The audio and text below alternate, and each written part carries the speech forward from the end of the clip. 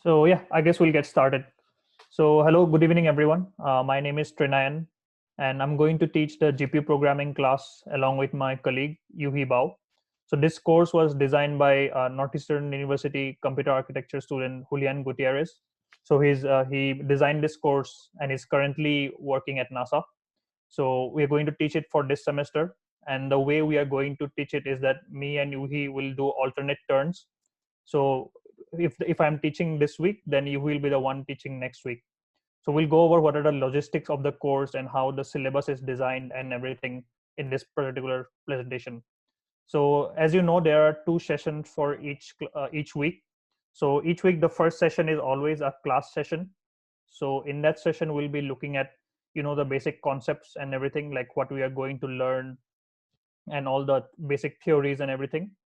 And on the Thursday session, which is the lab session, we are going to give you some handouts, and you'll be going through those problems and working on them yourself.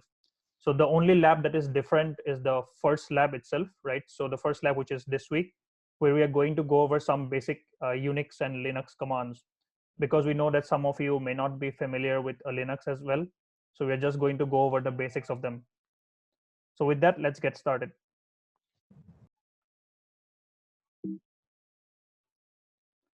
So here's the outline. We are going to take a look at a brief introduction of this course, what is the syllabus, and then some basic introduction to what is parallel computing itself.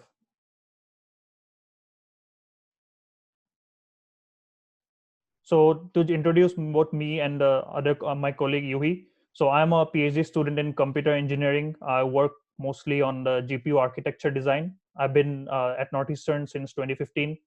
So I did my master's there and then continued on my PhD. And my colleague is Yuhi Bao. So she's also going to be teaching this class. And then she is also a PhD student from our group. She also works on the hardware design of GPUs, which is what this course is about. So what is the NUCAR lab? So the NUCAR stands for Northeastern University Computer Architecture Research Lab. So this is led by Dr. David Cayley. And then we do a lot of research in many computer engineering areas. So these can include like embedded systems, architectural simulation, GPU computing, machine learning, design of many cores, reliability of today's systems, as well as designing secure systems. So there are a lot of diverse research areas that our group focuses on. So let's take a look at the brief logistics of who are the people who are attending this course. So we have had over 80 responses this time. And so they come from various backgrounds, right? So some of them are quite proficient in C++ or programming itself. The others don't have that much experience. And so, you have to take up that much knowledge accordingly. Like someone who is already knows programming might be able to catch along the stuff faster. And then there are some also people who have CUDA programming experience. So for those of you who don't know, CUDA is the Compute Unified Device Architecture language, which is the programming language that we are going to use. So it's basically an extension of C++ that is used to program GPU architecture specifically, and is designed by NVIDIA. So we also have people coming from diverse backgrounds. Majority of the students are from computer engineering, and then there are some people who are from other departments such as electrical engineering, physics, data science. So quite a diverse group. And in terms of the split, like most of them are master students. We have a few PhD students as well as some number of bachelor students as well. So let's take a look at the brief syllabus of this course. So what is the main idea of this class, right? So the first is that it's a free class provided by our group, and where you can basically learn and interact with GPUs, right? So just to clarify, you don't need to have a GPU with you locally, because you'll all be getting access to the Discovery cluster. The Discovery cluster is basically owned by Northeastern University, and it has tons and tons of GPUs that you can access to start programming. So we'll go over that in the upcoming slides. And the other idea of the class is to learn how to write and design algorithms for GPUs. So as you will see ahead, like the GPU architecture itself is fundamentally different from a central processing unit or a CPU. So we need to learn how to write efficient programs for that kind of architecture. So this is all about leveraging parallel hardware in your system. And as we mentioned before, to all the students who participate in the course, right, and submit the labs and everything, they will get a certification to that they have completed the course, as well as the best performing project. So we'll get a special prize. So we'll go over what is the project in the upcoming slides, but basically the project is something that you work on and submit it towards the end of the course. And the one who has the best performance, or the best performance of the application, is going to get a special prize. So here's the brief schedule of our class for this semester. So as you can see, today's class is 23rd, right? So each week we have 2 classes, and the last week, which is mostly project presentations as well as some advanced topics, we have only 1 session. So there's no lab for the last session, and the meeting is of course all on Zoom this time, right? So previously we used to always teach it in campus, but this time, due to the pandemic situation, it's hard to accommodate so many students in a single class. So their sessions are going to be Wednesdays and Thursdays from 6 p.m. to 8 p.m. on Zoom. So here is the class structure. So the first class, we are going to take a look at what is the discovery cluster, where we are going to do most of our work on, as well as some basics of parallel programming. And the first lab, which is tomorrow, it's going to focus on like the basics of server, which is a discovery cluster, as well as some basics of Linux. The second class, which is next week, we are going to start with what is the CUDA programming model. So we're going to take a look at how to run some basic examples using CUDA. The third lab, or the second lab, is again then going to focus on what are some examples on which you can learn to program GPUs. And then we are going to follow that up with the CUDA memory model, which is going to talk about how the memory of the GPU is designed and how you can take advantage to, or how you can program specifically for that kind of memory model. And then that is also going to be followed by a lab. After that, we are going to take a look at some basic parallel applications. So these are applications such as reduce, scan, histogram, and convolution. So these are some very common primitives that are found in many applications worldwide. So whenever you have like a parallel program, we will see sometimes where reduction is used, sometimes where a convolution is used, right? So all neural networks would use convolution, etc. And then we are going to take a look at how you can leverage a particular form of memory in GPUs called shared memory to improve the performance of your GPUs. So this is lab 4. After that, we are going to take a look at image processing specifically. So GPUs are quite good at image processing because of their parallel hardware. And as a result, many of the recognition stuff or object detection in autonomous vehicles and everything, they use GPUs internally in their hardware. So we're going to take a look at what are the basics of image processing on GPUs, as well as do an example on that. And finally, we are going to take a look at some advanced topics which are specific to CUDA, and then have some additional topics as well as to how the GPU architecture have evolved over time and what are the new programming features that they provide. So this course, like in this course, we'll not be taking a look at the advanced features in terms of programming, but you'll get a gist of what are the advanced features that are there in current GPUs. So first of all, it's like it's a learning experience, right? So there's no credit for this course, as you all know. So it's all based on self motivation, and you need to attend the labs and do the assignments that are assigned to you. And then if you want to work on the final project and how much time you want to dedicate, that's up to you. So to receive the final certificate, you'd have to attend all labs. Of course, if someone has a conflict, they can reach us and then submit a project. So what is the final project, just briefly? So the project is basically going to be a small competition at the end of the course. So what we do is that we provide a existing algorithm, like a very simple image processing application. And what the students have to do is that they need to improve upon that algorithm. And so the one who provides the best performance for the application is going to get a special certificate as well as a special prize. So it knows, for example, say student A does this application and can run their code in 5 seconds, whereas student B takes 2 seconds.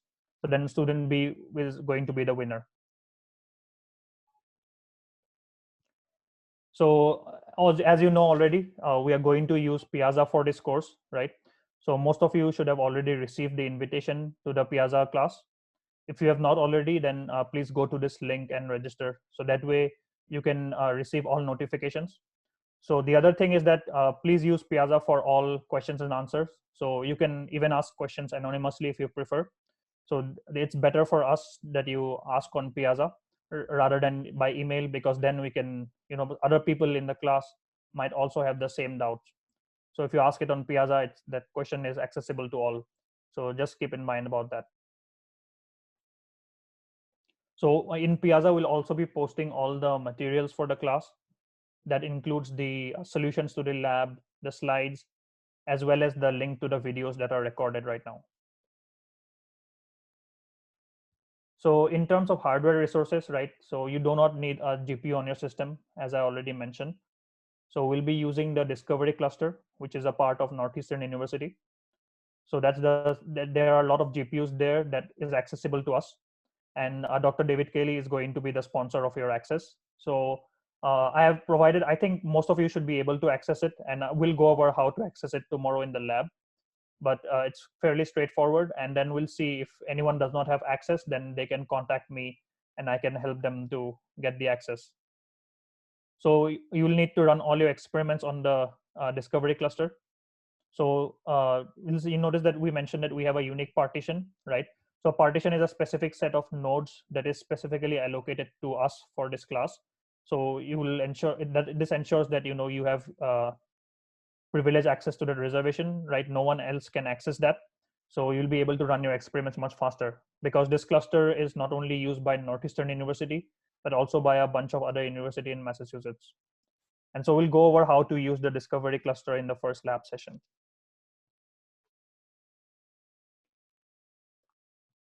So yeah, just ensure that you're connected to the internet. We'll go over some basic stuff. So first of all, to connect to the Discovery cluster, right? So you need to know how to use an SSH connection. So for those of you who have Mac or Linux, you can use the Bash terminal directly to SSH to your to the Discovery cluster. And then if you are using Windows, you can use PuTTY, MobaXterm, or similar. I think the new versions of Windows also provide a terminal feature similar to the Mac or Linux, and so you can use that. And then for developing your code, there are multiple alternatives that we'll go over in the lab session. But one popular alternative is to use Eclipse with remote development plugin. So I've linked a specific document here, right? So this is a particular document has been developed by the research computing group at Northeastern. So they are the one who handle the Discovery cluster. So you should take a look at this particular document, which is a Google Doc, and this specifies, what the Discovery cluster is all about, what are the different partitions, and how to schedule jobs, etc. So you need to know how to use the Discovery cluster, because you are going to use it for all your labs as well as the final project. And the one thing to note is that this particular document that is linked here is outdated, and it's not like that different. But what they have done is that, if you notice, like, there are some partition names in this document, and so those partition names have changed recently. So if you want to see the new partition names, you can go to this NU spiral link, where they have shown what are the different partitions that are available now. But otherwise, in terms of like scheduling of jobs and everything, it's still going to use the Slurm scheduler. So now that we have taken just a look at how this course is going to be run and what are the hardware resources that are required, let us take a look at what is parallel computing all about. Like, why is it so hyped right now, and why is it getting so popular? So first, the move to the multi-core computing had started a long time back, right? So the original CPUs had only a single core, and then what the processor manufacturers would do is that they would increase the frequency of the core every generation, and this worked for a while, right? So if it was 1 gigahertz this year, then they moved to 2 gigahertz, and this was providing some performance every time. But soon they ran into this power wall, right? So they could not just keep scaling the clock's frequencies, because it was not feasible, because your chip would burn if you would just continue to overclock it to a significant degree. So then they decided that, okay, like single core is no longer enough. So what we are going to do is that we are going to put multiple cores, right? So this started the multi-core era, which started on CPUs, right? The original dual cores were the first multi-core engines. And then CPU vendors also tried other stuff such as hyper-threading, where they allowed programmers to use multiple threads on the same core. So now all the microprocessor manufacturers such as AMD and Intel are producing very high volume CPUs, right? With it's like 8 to 16, and I think there's sometimes more, like 32 on a chip. For example, the new one of the Ryzen chips has like 16 cores, and then also new CPU processors include a lot of mechanisms to run parallel code, which are called as SIMD vector extensions. So some of you might have heard about SSE and AVX, which are some form of parallelism that you can exploit on a CPU. So even the many embedded systems are now seeing multi-cores because they also ran into the same problem. The single core was no longer enough to continue scaling. So that's when the GPUs started, right? So what happened is that like GPUs were there for a long time, and many of the original GPUs were just used for gaming. So for those of you who have played computer games or anything, they would use the GPU for a long time, right? So it was quite popular even before GPUs became mainstream in computing. So what NVIDIA realized, or even AMD realized, is that this particular architecture itself, the GPU, had a lot of small parallel processing units, right? So compared to a CPU, a particular GPU would have like thousands of cores. So they thought that, okay, like we have this architecture now, how can we use it for computing? So till then, the primary use of a GPU was only to render graphics for games and movie animations. And then that's when they started to develop a sort of a programming language or a framework so that users could use this parallel architecture for compute applications. And now you can see like the use of GPUs have become quite mainstream. For example, in many of the world's top supercomputers, most of them have GPUs right now. Then even your all the deep learning applications or machine learning apps. So you might have been familiar with a lot of the machine learning developments. And the only reason deep learning came to such a fame is uh, because the GPUs became mainstream, right? So deep learning, if you know about it, is basically running a lot of parallel calculations together. So this allows to a developer to exploit the power of on a GPU. So if you think about it, that like there are so many cores, and then you can process so much amount of data in parallel that it can give you tremendous performance. And this was the primary reason that GPU shot to fame. Like specifically, I think like in terms of deep learning, the first neural network which was quite popular on GPUs was AlexNet. So the way they achieve like significant speed up by training on it on a GPU began the birth of all this mainstream GPU market. So here we can take a look at the graph. So that charts the performance from 2008 to 2016. So on the x-axis we have the years, and on the y-axis we have flops per clock cycle. So that's a higher is better. And so we have different processors here, right? So on the lowermost we have the CPUs. So you can see that even though their performance continued to increase over time, their flops per clock cycle was still low. Then on the green line shows NVIDIA, and the red one shows AMD. So they are quite competitive, and that graph keeps on switching back and forth between who wins in the current generation. But if you see the lines, you can clearly see that there's a significant difference between the performance of the CPUs and the GPU, right? So the flops per clock cycle is significantly higher. Now, that's because for these particular class of applications, right, where you process a lot of independent data in parallel, GPUs are a clear winner because they have so many different cores, and then you can just process a stream of data in parallel. Whereas in CPUs, that's not possible because you are bound by the number of cores that you have, which is quite low when compared to a GPU.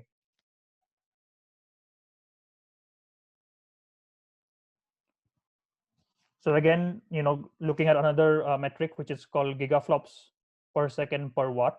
So this is like the previous graph was measuring only performance, but this one looks also from a power perspective because both are quite important. So currently, like the main metric that they use to judge performance is similar. It's called performance per watt. So it doesn't matter if you can run twice as fast as the other one if you take 10 times more the power, right? So that's not useful because power is a big constraint, and all of these systems are occupying like a lot of energy today. So we need to ensure that performance can be increased while ensuring low power consumption. And you can see that even then, like GPUs are a clear winner compared to the CPU, right? So the green and the red line are still above the CPU. The black line is Intel Xeon fees. So I think they were quite popular processor few years back, but now like Intel has lost interest in them. So they are mostly moving towards the GPU market. So the Xeon fees have sort of been phased out of the market, but they were an interesting alternative, and I would say they were somewhat between a CPU and a GPU, right? So they had a lot of small cores, but not as many cores as in a GPU. But they provide a easier programmability option compared to GPUs.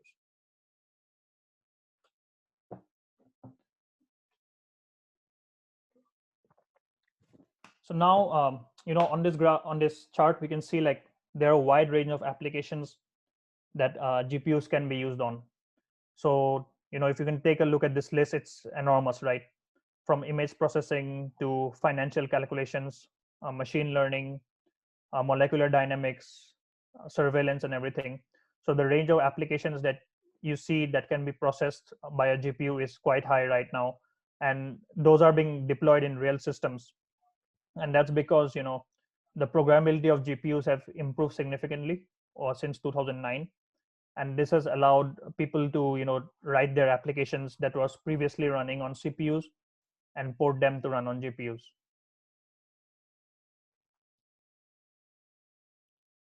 So yeah, by the way, just a quick mention. So if you have any questions, please post it in the chat, and then we can interrupt me and we can go over your questions. So again, like quite a wide range of GPU applications, right? So as a general purpose platform, like the speed ups are improving and always increasing, right? So if you look at like the latest presentations from NVIDIA, they have significantly improved the performance of their GPUs using both architecture as well as software methods.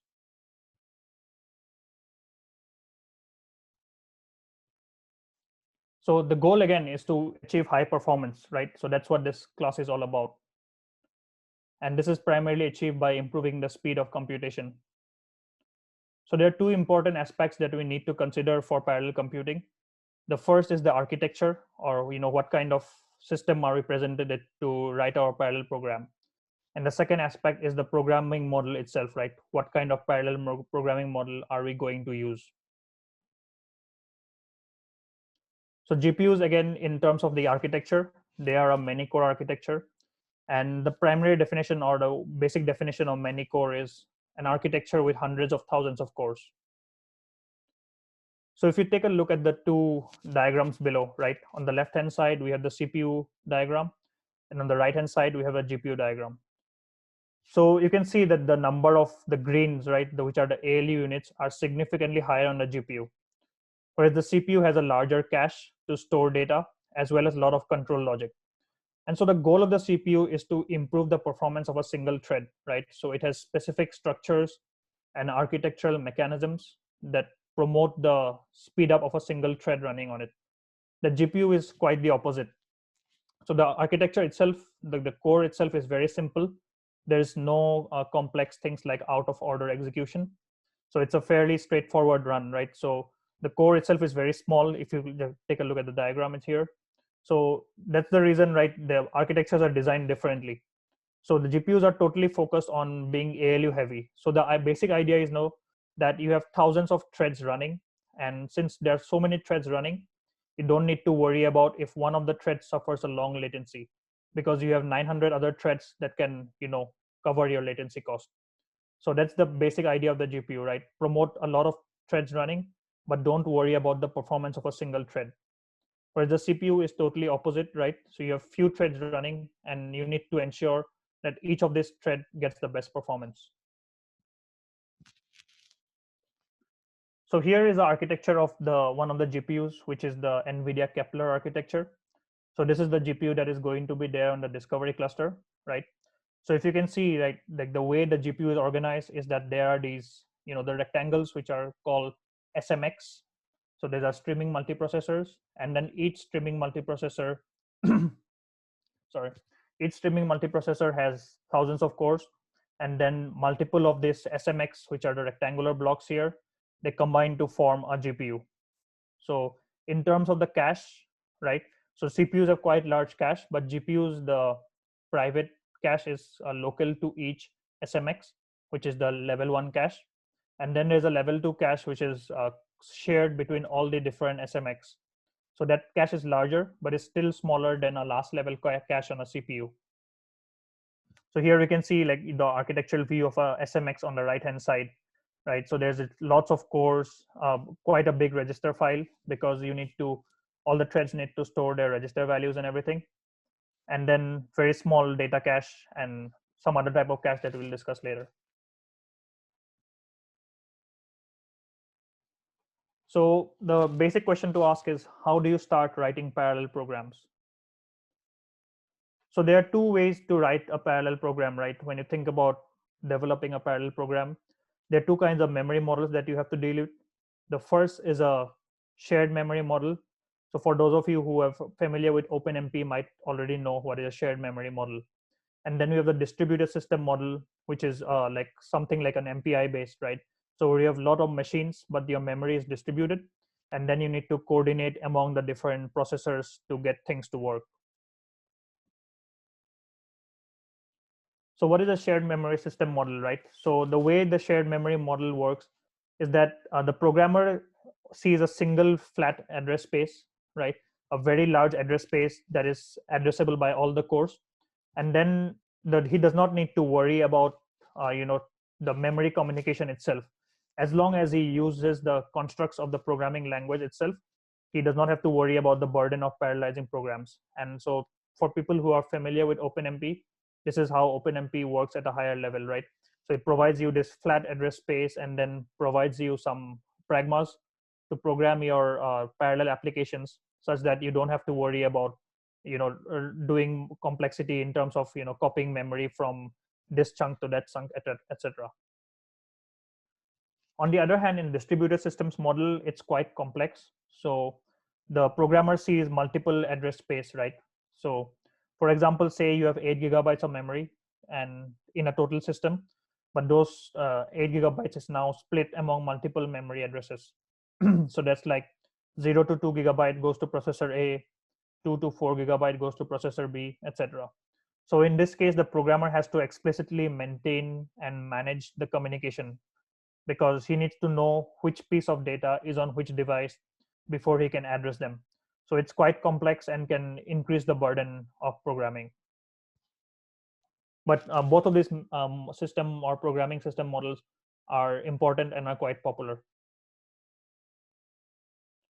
So what is a heterogeneous architecture, right? At a high level, a heterogeneous architecture consists of two parts. So the application itself has a host side code and a device side code. The goal of the programmer is to write both these pieces of code in a programming language such as CUDA, and the host side code is responsible for doing all the orchestration of data and launching work on the device. And then there's a device side code, which is the code that actually will run on the GPU.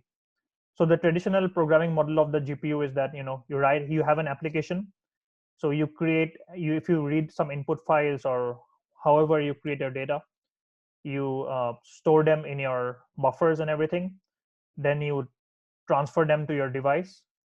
Then the device would process them, and then the device returns the results back to the host. And then you can read the results and do all your post processing. So that is a common programming model that is used in GPUs.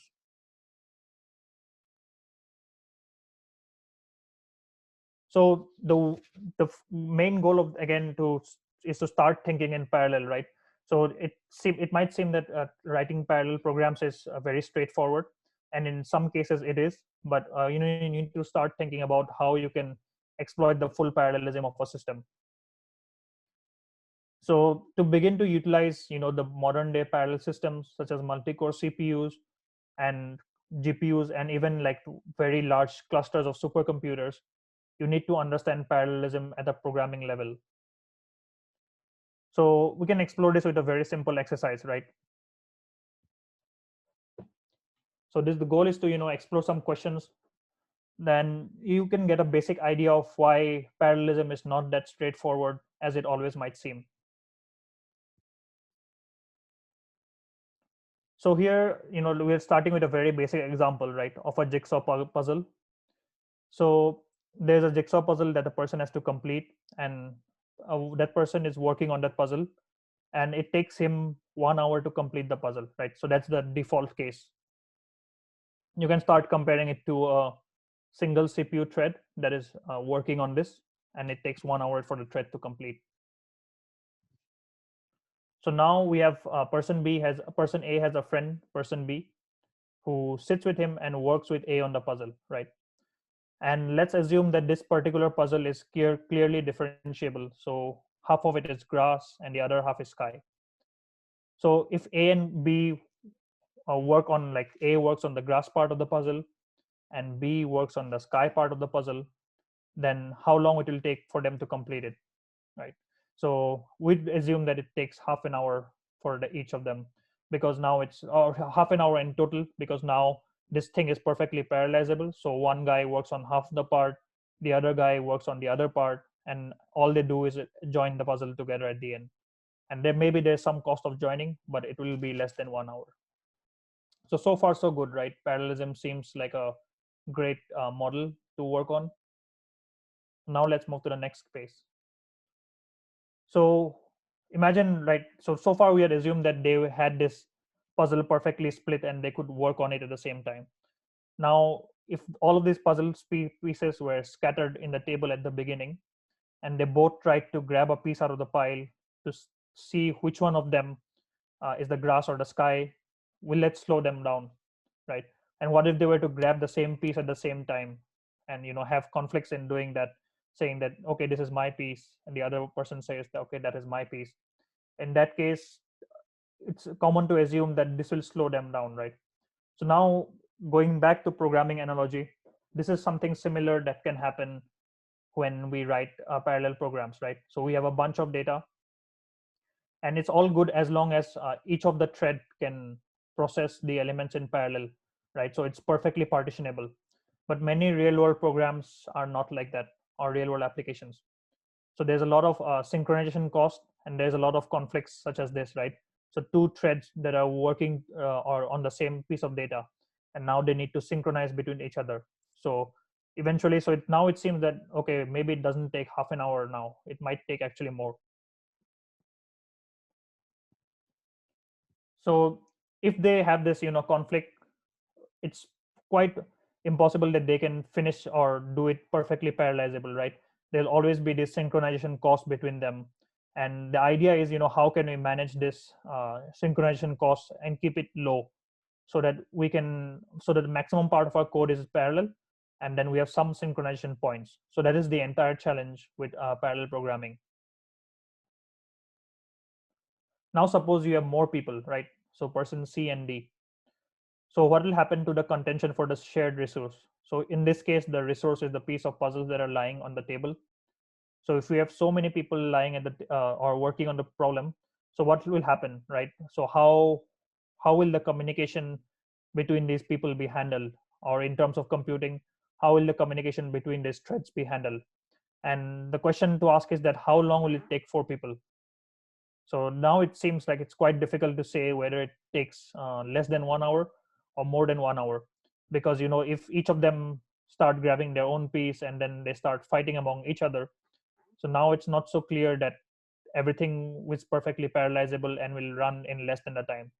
So when people think of parallel programs from at a very high level, they usually think that if it takes one thread 1 hour to do it, then four threads might take 15 minutes each, so the total time would be 15 minutes. But in reality that doesn't happen, and the main reason is synchronization. So now we have again more people, right? So E, F, G, and H. So now how long will it take the 8 of them? So it's quite simple to see that if we keep adding people around the table, what happens, right? We eventually will hit a wall, and we might take even longer than 1 hour to finish. And this is where the demand or the trade-off starts, right? So you start adding more threads to your code, and it works fine for a while, but eventually the serial part of your code becomes so big due to synchronization, that now it takes a long time to synchronize, and the time to synchronize takes more time than the computation. And so at the end, the performance of your program can end up being worse than the serial program.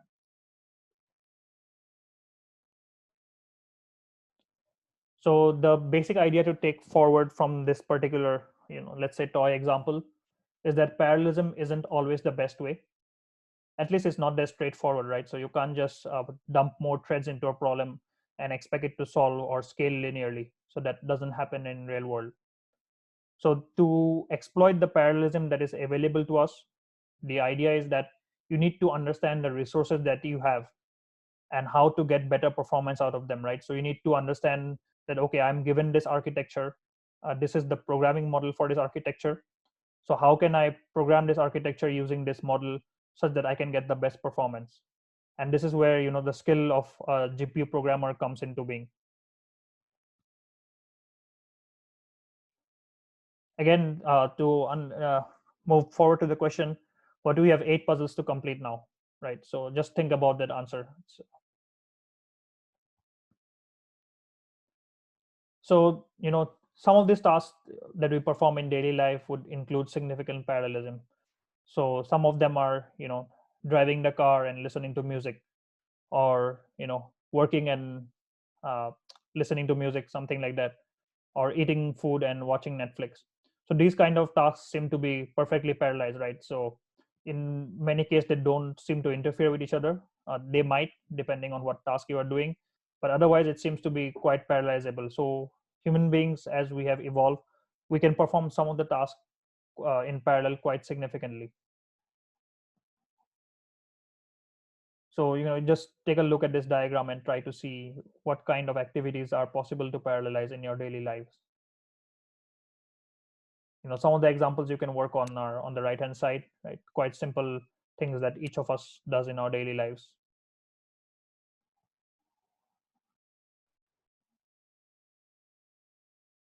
So some of these are things that you cannot do parallelly, right? For example, you cannot shower and get dressed parallelly, so that is not going to happen.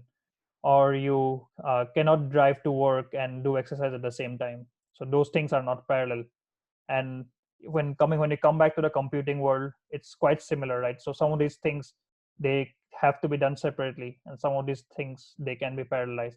And the one of the important aspects of writing parallel code is you look at this problem at a high level and you see that, okay, is it possible to even parallelize this program, right?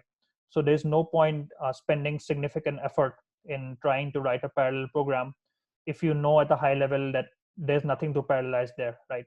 So if you already know that, then the effort to do all the development, debugging and everything is going to be not useful, because your task is simply not parallelizable. So so whenever you try to parallelize an application, that's the first thing that you should ask yourself, right? That is this program parallelizable? Are there independent parts in this problem that I as a developer can take advantage of? And if the answer to that is yes, that's when you should proceed to doing the other steps, right? Trying to figure out what is the optimal way to solve it. And if the answer to that is no, then you should stop there and not try to parallelize that program, because at the end it'll be just wasted effort.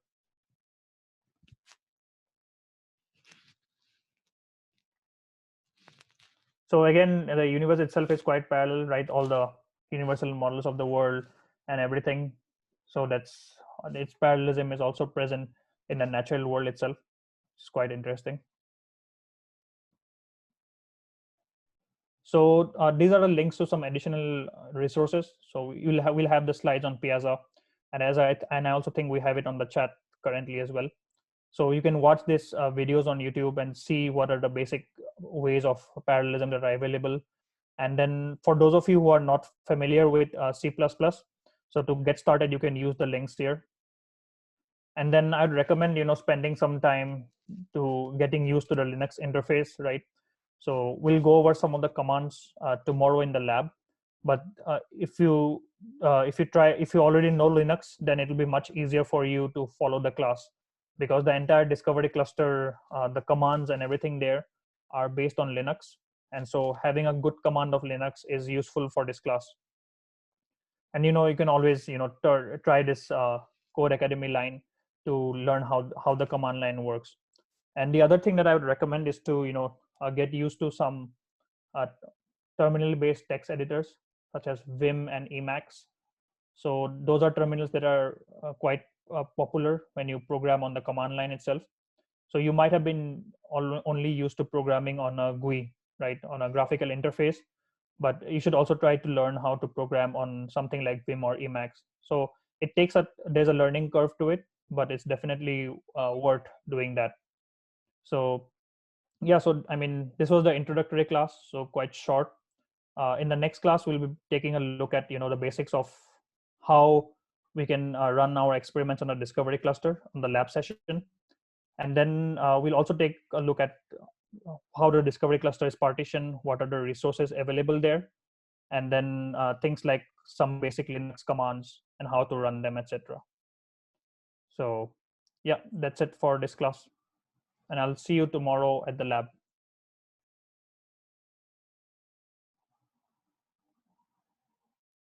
So yeah, if you have any questions, then please post them on Piazza. And for now, let us just check the chat and see if anyone has a question.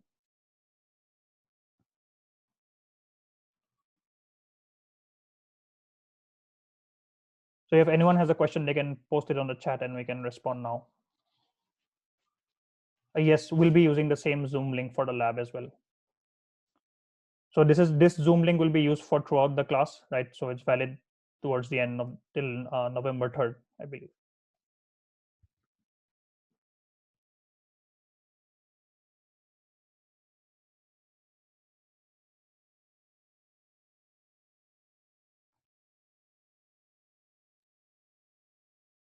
So yeah, can we run our code on our personal GPU? Yes, you can run it, but the thing is that you need to install the CUDA drivers on your system. So depending on whether you have it or not, you may not want the hassle of trying to set it up. But if you have CUDA running on your personal GPU, then you're welcome to run it. But for the final project, you need to run on the discovery cluster, and that's because we want to ensure that everyone is running on the same hardware for fair comparison. So other question is, where can we find the recording of the class? Yeah, the recording will be available on Piazza. So we'll upload probably the video on YouTube or something, and then link it to Piazza. So you can find the links on Piazza itself. What is the award for the winner? Yeah, that's a special prize. Sometimes it's a GPU, sometimes it's a embedded GPU. So we'll see. I don't have a clear answer to that right now. Dr. Kelly is the one who handles that part. But yeah, usually it's a GPU. So well, I hope this time also it will be the same. The other one person says, okay, yeah, that's fine. Like whenever you want to attend, that's fine.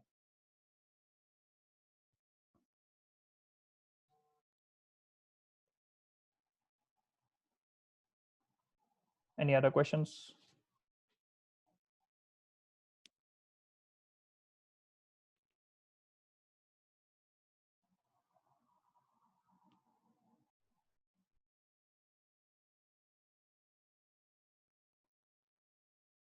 Okay, I guess everyone has had their questions, and yeah, if you have any more questions, then just put your questions on Piazza, and then we can answer them there. One person asked, is the personal project something we come up with, or is it no? So the problem is the same for everyone. It's just how you solve it that's going to make a difference. So it's a specific application that you need to parallelize and get the best performance of.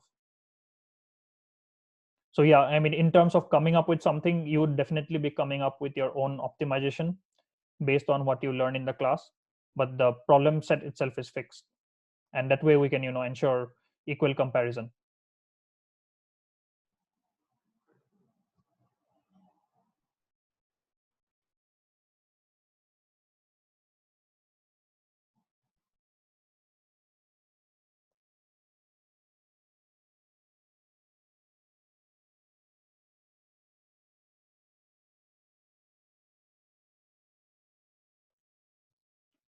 Yes, the slides and everything will be also uploaded in addition to the video.